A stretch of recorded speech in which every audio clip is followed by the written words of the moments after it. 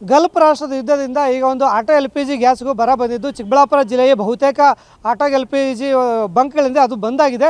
ಈಗ ನಾನು ಚಿಕ್ಕಬಳ್ಳಾಪುರ ನಗರದ ಬಳಿ ಇರ್ತಕ್ಕಂಥ ಒಂದು ಗೋ ಗ್ಯಾಸ್ ಅಂತಕ್ಕಂಥ ಒಂದು ಆಟೋ LPG ಗ್ಯಾಸ್ ಬಳಿ ಇದ್ದೀನಿ. ಇಲ್ಲಿ ಚಿಕ್ಕಬಳ್ಳಾಪುರ ನಗರದಲ್ಲಿರ್ತಕ್ಕಂಥ ಬಹುತೇಕ ಆಟೋದವರು ಪ್ರತಿನಿತ್ಯ ಇಲ್ಲಿಗೆ ಆಗಮಿಸಿ ಇಲ್ಲಿ ಒಂದು ಆಟೋ LPG ಗ್ಯಾಸನ್ನು ಫಿಲ್ ಮಾಡಿಕೊಂಡು ಅವರು ಜೀವನ ಸಾಗಿಸ್ತಾ ಇದ್ರು.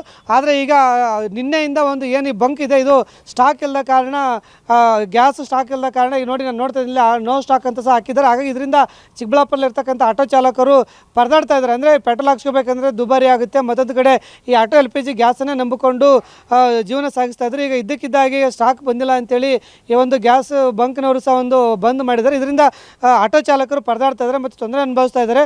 ಯಾವಾಗಿಂದ ಬಂದ್ ಮಾಡಿದ್ದಾರೆ ಮತ್ತು ಯಾವ ರೀತಿ ತೊಂದರೆ ಆಗಿದೆ, ಯಾಕೆ ಸ್ಟಾಕ್ ಬಂದಿಲ್ಲ ಅಂತೇಳಿ ಈ ಒಂದು ಗೋ ಗ್ಯಾಸ್ ಆಟೋ ಬಂಕ್ನ ಒಂದು ಸಿಬ್ಬಂದಿ ಇದ್ದಾರೆ, ಕೇಳೋಣ.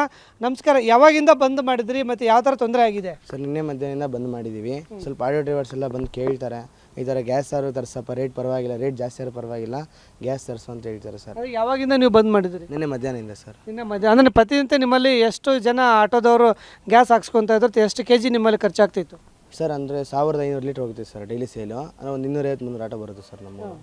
ಈಗಂದ್ರೆ ಅವರೆಲ್ಲರಿಗೂ ಗ್ಯಾಸ್ ಇಲ್ಲ? ಇಲ್ಲ ಸರ್, ಇವಾಗ ಯಾರಿಗೂ ಗ್ಯಾಸ್ ಆಗ್ತಿಲ್ಲ.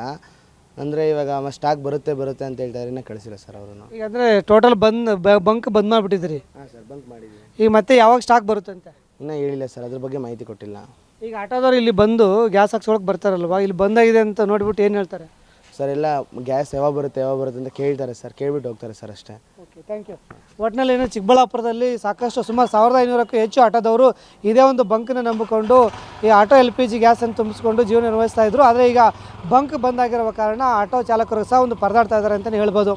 ಕ್ಯಾಮ್ರಾಮನ್ ಸುಧಾಕರ್ ಜೊತೆ ಭೀಮಪ್ಪ ಪಾಟೀಲ್, TV9 ಚಿಕ್ಕಬಳ್ಳಾಪುರ.